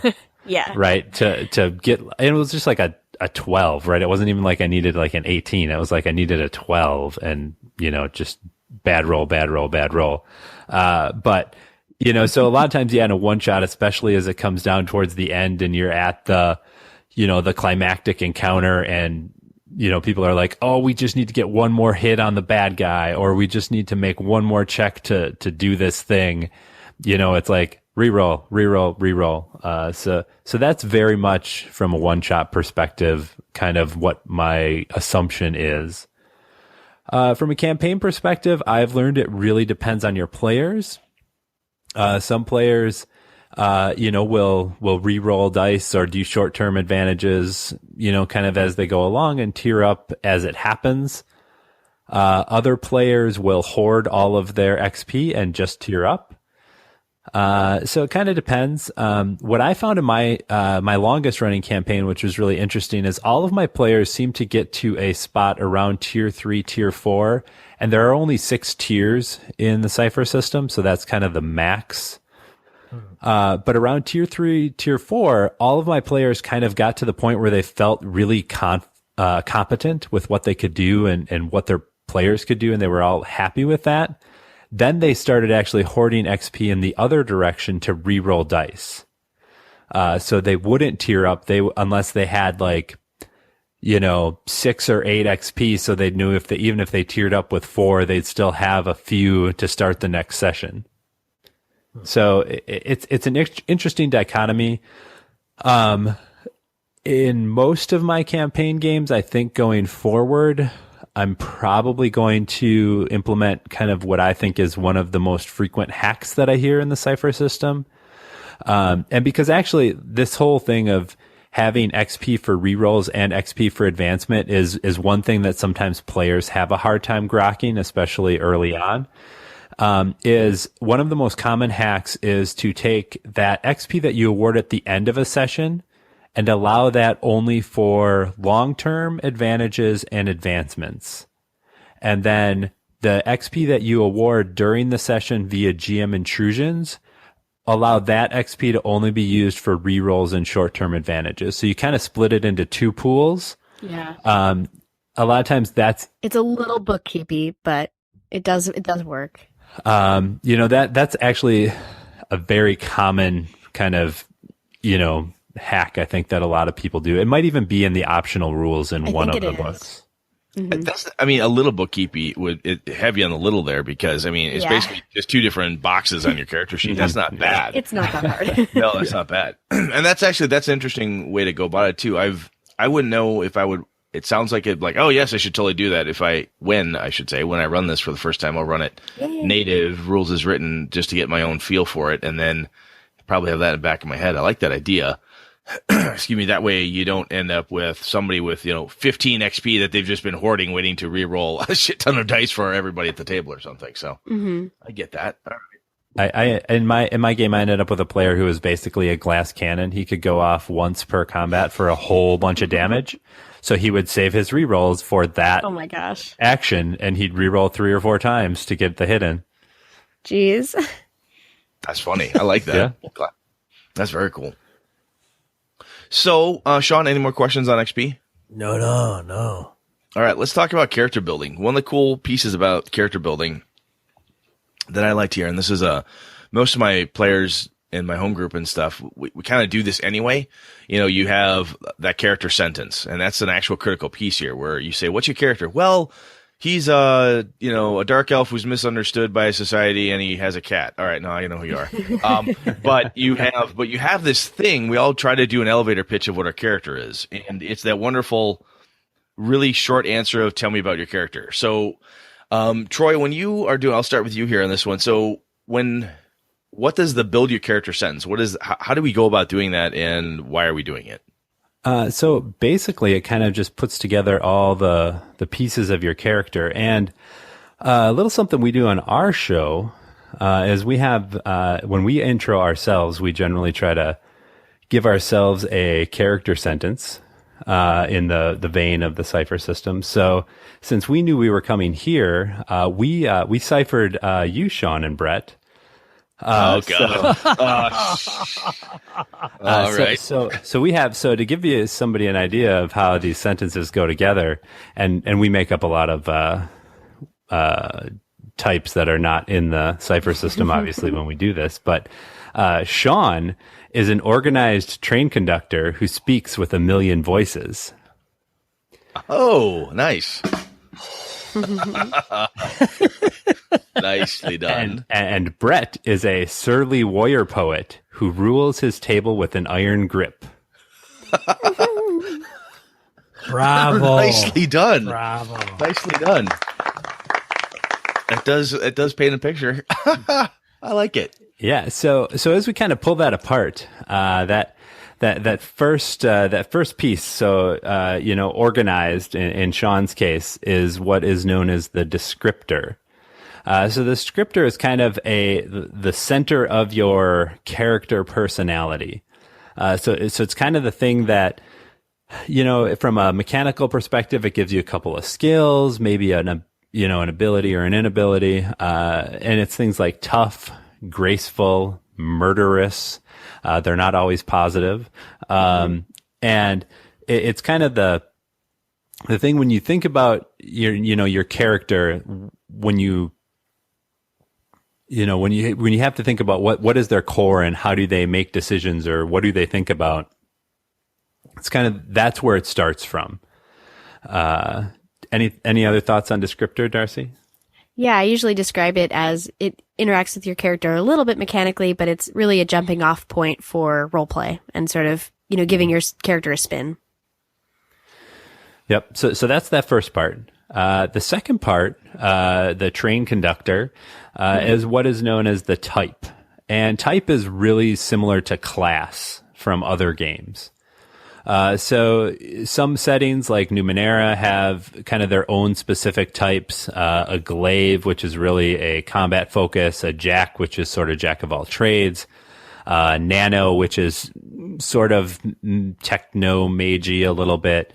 And then there's a couple new ones, a glint and a seeker, which are a little more like, rangery and bard a little bit. Yep.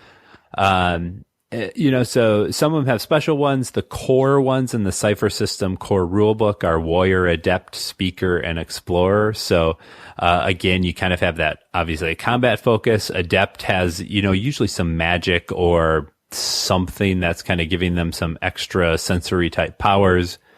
Speaker is just somebody who, obviously good at talking and influencing people. And an explorer is, kind of somebody who's, able to do some different things. And it's Ray from Force Awakens, Spelunk, and stuff like that.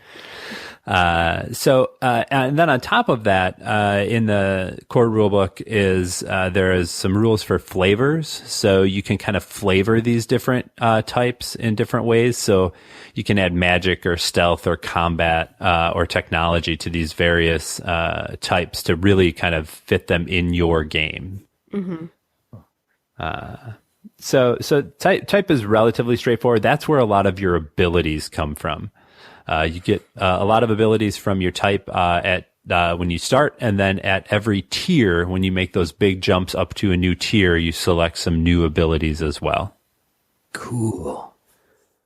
I like it. I love the descriptive nature, even if you just do something like, a graceful warrior, a tough adept, murderous explorer, those things, that a murderous explorer takes, Belloc from the original Indiana Jones movie, right? You've got Indy versus his antithesis, and he's a murderous explorer versus the other way. And it's just kind of that statement itself gives you something right away. Like, a lot about that person just from those two words. I finally get that reference. I just saw that movie for the first time. Yes. Wow. I'm a monster. Sweet. I regret having you on this show now. Too late. In fairness, Darcy is a little bit younger than the rest of us, I think. Okay. Hey, at least you've seen it. And some, in some cases with the Cypher core types, it may under the covers maybe be, let's say, a warrior flavored with magic, but on your character sheet you may call that a Jedi Knight. Mm-hmm. They encourage that, right? Yeah. So skin it to whatever, whatever setting you're in. Yeah, it must evoke whatever is in the setting. If I'm in Star Wars and I'm a warrior knight, so you're a Jedi. No, it has to say warrior knight. No, dude, just say Jedi. Yeah. Because exactly. That's what everybody knows what that is. Just move on from there. Okay. So the focus is the last one. Yep, the last part is focus, and this is what makes your character special. In any game, you should, barring some special twin separated at birth type angle, if you ever wanted to do that, you never want to have two characters with the same focus.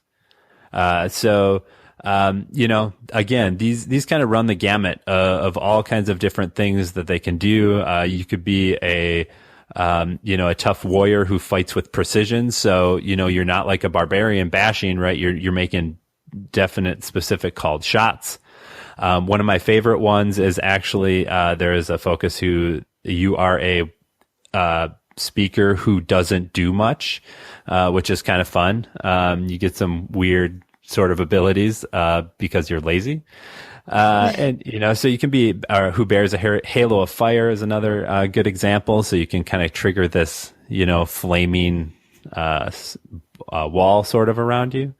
Or speaks to the dead, things like that. There's a lot of good. Yeah. ways you can take it. Yeah. Mm-hmm. And the thing is as more and more stuff has come up with the Cypher system, for sure, all of the descriptors and all of the foci can be really used across any setting as long as it fits. Yeah, they're totally interchangeable. It's really nice. Yep. So, so while you might not use who bears a halo of fire in your mundane game, but you might use who bears a halo of fire in your sci-fi game. It just might be that halo comes from, some technology that you have rather than, just from your person. The last thing that focus gives you, which is great, is it gives you a hook to another character. A little bit like Fiasco, where you kind of hook into another person. And my favorite one here is License to Carry from The Strange. Your hook is that you shot one of the other players in a training accident, and then they get to decide how they feel about that. Yeah. Nice. Maybe a podcast accident. Maybe. Not that such a thing has occurred more than once or twice. So I love the sentence for all the reasons we just talked about. And the other thing I think is really cool is you roll this out as a pre-gen, and the first thing on top of the, what's this character about? Read that sentence. Yes. Oh, I know this. It's I got so it. quick. Mm-hmm. Yep. And I've actually done, for one shots with, experienced players who know a little bit about the system. I've actually done character gen at the table, and you just give them all of the words, like on a sheet of paper, that are applicable to the setting. They write out their sentence, and then it takes like 15 minutes to go through, what each of the things does and write them down. But, you don't spend a lot of time looking mechanically at what each thing does. It's like, no, look at these words, decide, what you want your character to be, and then we'll just write down the mechanics of it. It's like a Denny's menu, right? Yeah, okay. Giant, point at graceful, point at, warrior. But it doesn't. It sounds like it goes fast. I mean, once you figure out the first time you make a character with any game system, you'll be a little clunk with it. You're like, oh, what do I do? What's this? Once you get it down, if you can make a character in less than half an hour, that's pretty freaking cool. Oh yeah, definitely less than half an hour. That is very cool. Okay, Sean, any questions on that, man? No. I like what I'm hearing though. That's really, really cool. That is cool. So we've already talked about combat and obstacles a bit with die rolls. You roll a 1, you get a free GM intrusion. The one piece I want to throw out there too is the kind of on the higher end of the die, right? So you get your 19s and your 20s. Your 19 gets you a minor effect, and a 20 is a major effect. And then you can do extra damage in combat with 17s and 18s. So walk me through kind of the critical, right? Because usually if you've got a D20 in your hand, your thought is 1's a fumble, GM intrusion, and my 20 should get me something really cool. So what does the minor and major effect? What is that? How does that translate? Yeah, so major effects are really nice because you get back any pool points that you spent. So mechanically, it's like, if you just tried really hard at this task and you put all these abilities toward it, and you spent all this effort, and you got a nat 20, it kind of like takes the punch out of it sometimes. You're like, oh, why did I spend all those points if I was going to roll so well? So you get all your points back. And, at least when I make a really big deal out of it, like nat 20, they have some suggested things about like, oh, if it's in combat, here are some ideas about what that might be. You might get like, I think it's on the order of magnitude of like possibly even an extra attack. You could knock the opponent down or something. But for a nat 20, I usually open the floor up to be like, wow, you did this really good. There was some crazy new exciting thing that happened. And then I usually get input from the table. So I feel like, we always usually do like kind of a collaborative, like, how does this go off even better than expected, right? What do you do, Troy? Yeah, absolutely. I mean, the best way to look at them is major effects are player intrusions, right? I mean, well, that's a good way to look at it. I like that. Yeah, they essentially they can take the narrative and do almost whatever they want. I mean, I won't let them say, it's the first hit on the bad guy who can take 40 damage and I behead him. It's not quite to that level, but it's like, I've seen players, I lop off one of the Minotaur's horns, so now he does less damage, and they have a cool trophy for later. Yeah. Like stuff like that. So absolutely. I mean, kind of major effects. It's whatever you can negotiate. It's a quick narrative negotiation of this is the cool thing that I want to happen, and as long as my players don't go off the deep end, it's generally that cool thing happens.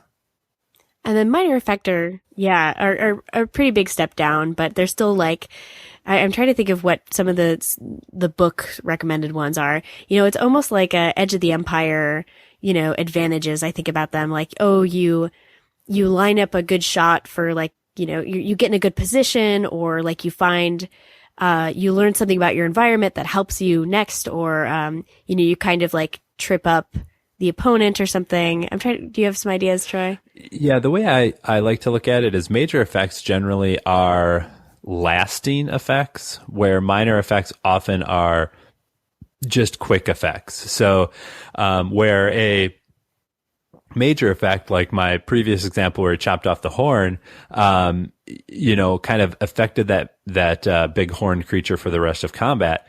A minor effect might be I throw some dust in its eyes and it's like one level harder for it to attack me next turn.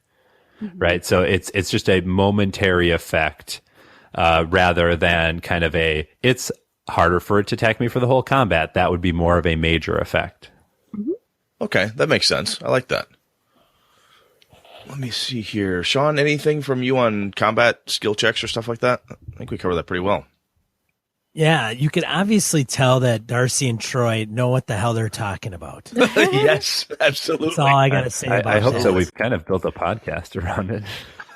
Yeah, I at least know what I don't know, I think. And that's half the knowing. There's a secret mission from Brett and Sean just to find out, do they really know what they're talking about? And by God, they do.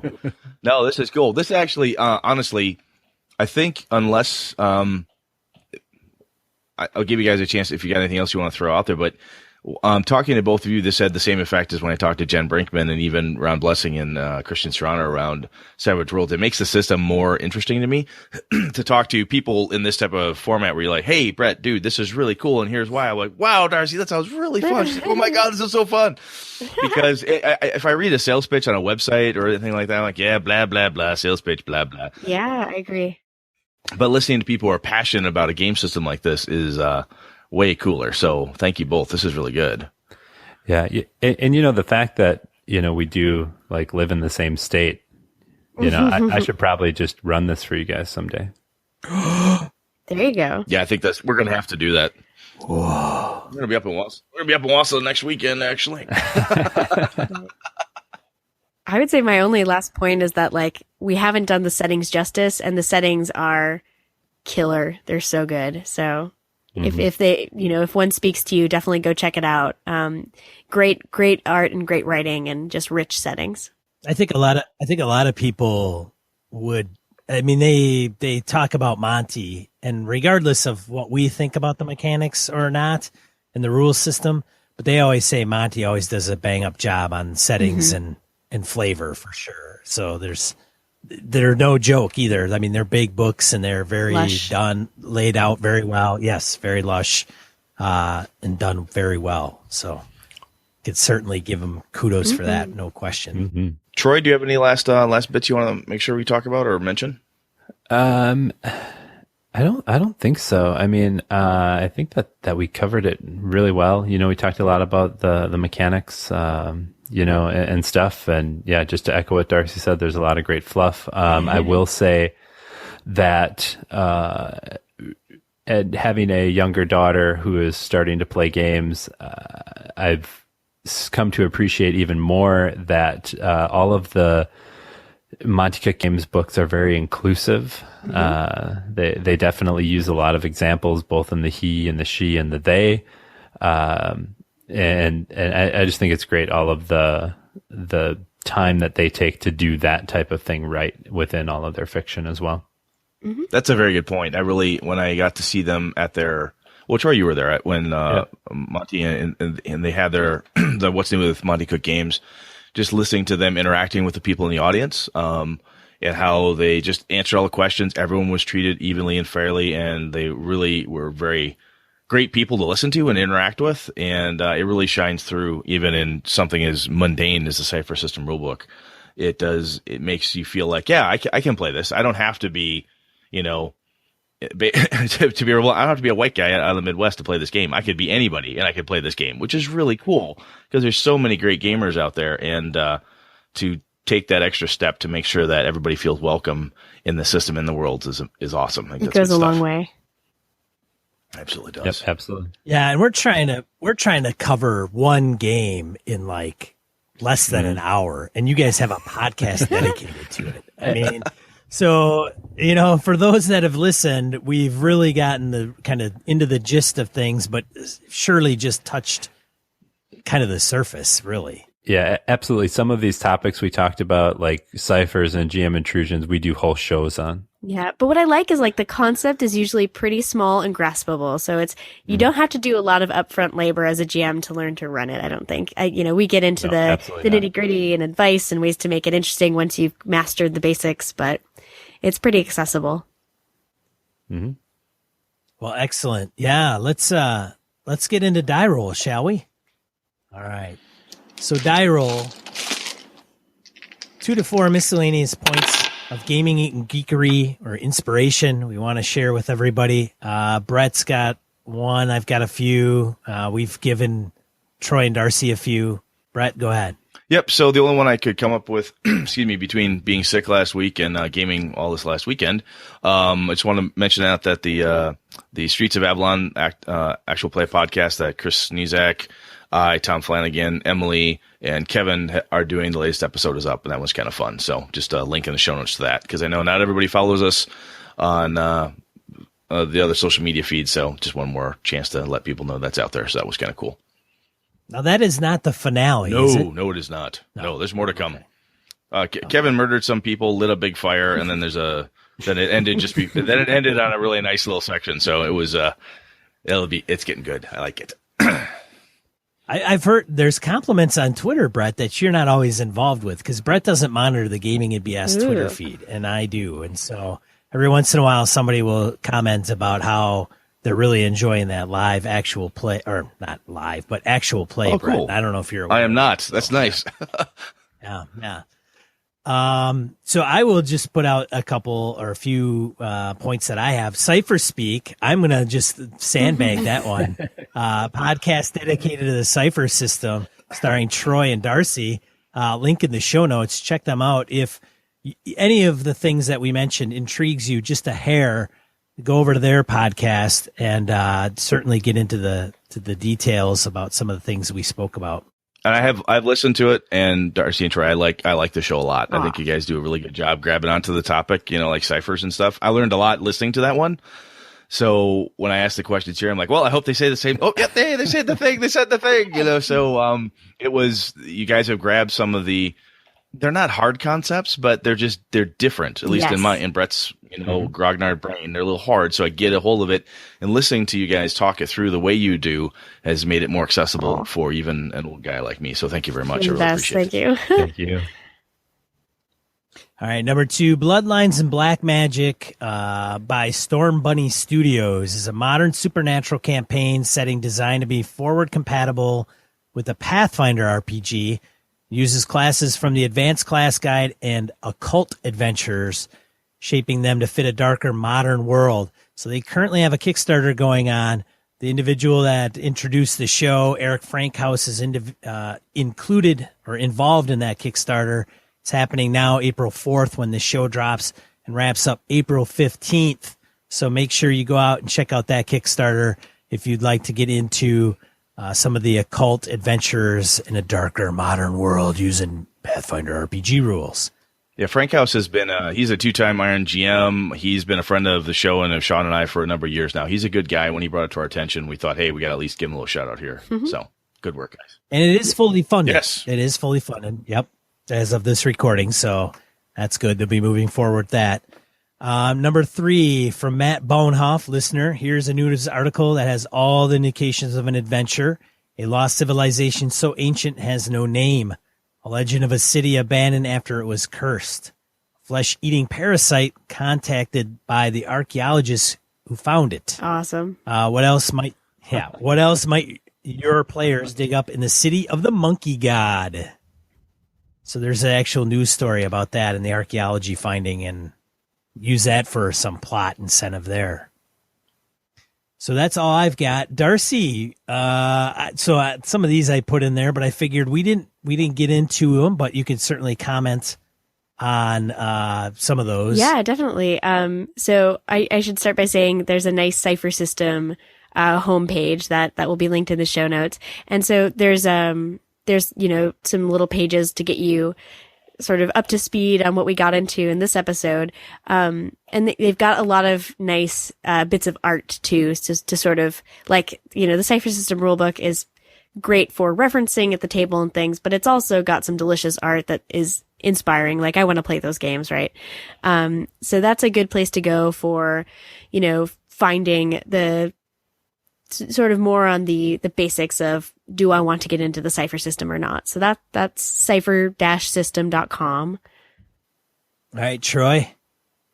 I got a couple that I'll start with here. Again, Numenera, which is the first system of the Cypher System. There is kind of the same thing, a landing page for that really takes you to learn some things about Numenera and get a handle on what that's like. So that's another good place to start if some of the things that we said about Numenera are interesting. Mm-hmm.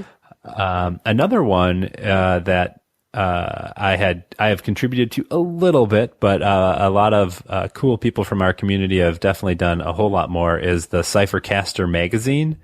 It's a fanzine that is, I think, got 8 issues as of the time of this recording, and just packed full of Cypher System goodies. Yeah, fiction and little rules hacks and like at full adventures and really nice art. It's definitely worth checking out. Very cool. Yeah, I would say there's also a landing page for the Strange role-playing game, but MonteCookGames.com is a great one-stop shop for buying any of this stuff, or they have kind of weekly roundup articles of cool things that are going on in our community, and they've got little GM advice columns, so it's definitely worth checking out the MCG main page too. And then the other thing I would say is we've gotten into the Cypher System, but Monte Cook Games is also producing Invisible Sun. That kickstarted last year and will be coming out this November, which is a surreal fantasy game that's got way too much crazy stuff going on for us to get into here. But there is a podcast called Incantations. Is that right, Troy? That is correct. And it's crap. I didn't know that. I'm in on that Kickstarter. I didn't know there was a podcast. God damn. You should check out the podcast because they've synthesized so much stuff. I'm glad you're here. Now I know this. Oh yeah, it's perfect. It's where you want to go. And it's Dave Hanlon and Scott Robinson, right? Yep, that is correct. Very worth checking out. Yep. Yeah, funny story. Darcy and I started our podcast, and then Dave and Scott started their podcast shortly after ours. And Dave and I literally live a mile from each other and game together. That's funny. That is hilarious. Excellent. I actually like the fact that you both live this close. So now when my Invisible Sun shows up, and if I can't get Kevin in town to play, at least I know I've got other people who are interested in playing. Yay! I can run a game. This is very cool. Awesome. Yep. One last one that I had. Again, lots of good Cypher System goodness. Our friend Mark Plord has a blog called Inspiration Strikes that we reference on our show a lot. Just all kinds of great info for different different settings, different Cypher options, just tons of interesting fan content that he puts up there, and great ideas, adventure hooks, all kinds of stuff. So if you're interested in Cypher stuff or expanding your Cypher horizons, definitely check out Mark's blog. Awesome. Darcy, where can people find you on the web if they want to find out more about you and what you're doing? Yeah, if people want to find me on the web, I'm findable most places at Darcy L. Ross, DarcyLRoss. So that's the Twitters and the G+, and those are probably the best places to find me. And I write a bit at Gnome Stew, and I'm findable definitely at Gen Con. I would love to see people, if any of the wonderful Gaming and BS listeners will be there. And Troy, do you want to let us know where we can find you online? Yep. You can find me mostly on Twitter at TroyP23. Once in a while, I am also on Google Plus under Troy Pitchelman. And that's pretty much it. That's my footprint on the internet right now. And our podcast just got its own Twitter account, Cypher Speak Pod, right? Yes. Okay. Yes, that is correct. That's what it is. Woo. It's so new. It still has that new Twitter smell. Really That's does. very good. It's Very a spray. nice. It's a spray. So yeah, if you're a fan of the Cypher System, make sure you follow them on Twitter to get some more information there and listen to their podcast. Go and subscribe to them. All right. Before you two go, you got to go through skill check. So are you ready, Darcy and Troy, for skill check? Absolutely. All right. So I guess so. All right. We'll start with Darcy first. There is no wrong answer, so don't worry about it. All right. Ready? You will be booed. If your answer is bad, we will boo you. That is true. I better Okay. cue up my soundboard here and make sure. Oh boy. No, you'll be fine. All right, Darcy. GM or player? GM. Ever since I learned to be a GM, I've become a terrible player. Don't let me in your games. I'm a monster. Liar. Note to self. All right. Screen or no screen? No screen. Modules or original content? Modules, so I can riff off of them with doing no prep. Balanced encounters or screw balance? Screw balance. That's a big old screw balance. All right. Nice. So here's a trick question. Favorite favorite RPG? Ooh. I'm gonna give you so Cypher System's my favorite. My second is probably because I'm a monster, Maid. I'm one of the few people who will stand by Maid, the RPG, and I will run it for you. And I think it's got some brilliant things going for it. Who publishes Maid? It's this new translation. So this guy who did like Golden Sky Stories and stuff translated that. Also translated it. It's just this weird little one-off. Japanese game. It's good. Okay, interesting. Wow. Okay. Cool. All right, so Mm-hmm. the RPG you're playing in the next week or running in the next week/month. Yeah, I'm running my all ladies Numenera game, my campaign, which has been awesome. Are you doing that face to face or over the net? Yeah. Yeah. It's super cool. It's a big room full of ladies and we play Numenera. It's amazing. Any new players? Yeah, one has never played a role-playing game before, and I'm so honored that she's, they're all pretty new to Cypher System, but she was, like, willing to finally try gaming with my game, so I was so pumped. That's fantastic. And she's a natural. That's fantastic. It's amazing. Oh, yeah. Good. Yay. All right, now that you got the preview, Troy, are you ready? I'm ready. You're ready? I'm ready. All right, GM or player, Troy? GM. Screen or no screen? Screen. Modules or original content? Original content. I like my adventures on note cards. Well, on note cards. Good. Yeah. Good man, Troy. Good man. Yeah. All you need is a note card and you got a one shot. Well, you're lucky you're not in Europe. I heard they don't have note cards in Europe. Don't you? That's old school. That's old school misdirected Mark. Gaming BS throwdown. Yeah, that's Becky Owen from like 100 episodes ago. Becky Owen says they don't have note cards in Europe. I don't know. All right, they call them lay note card. Lay note. Note card. The Royale with note card. And there goes our European audience, like all two of them. All right. Balanced encounter or screw balance? Screw balance. Awesome. Favorite role-playing game, Troy? Numenera. Nice. RPG you're playing or running in the next week or month?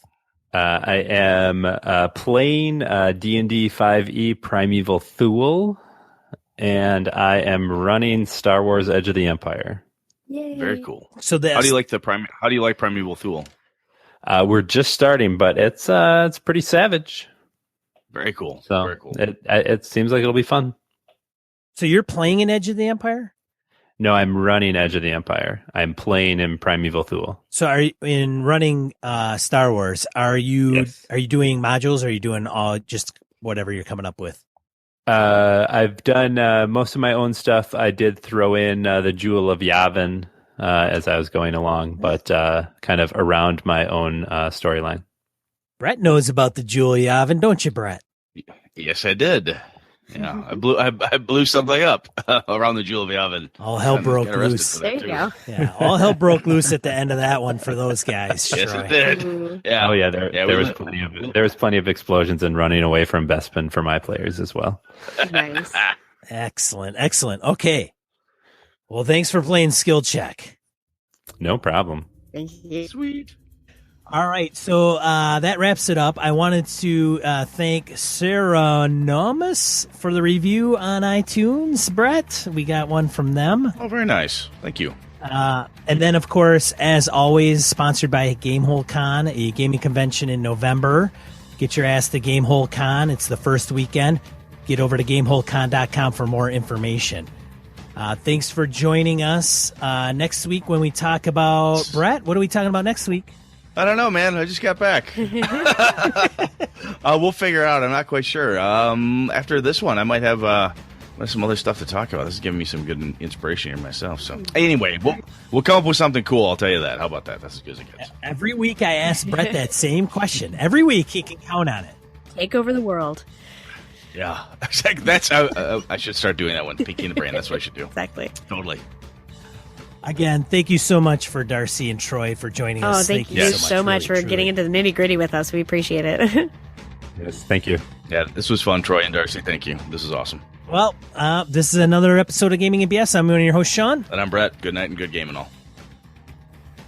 This episode of Gaming and BS brought to you with the help from the following patrons.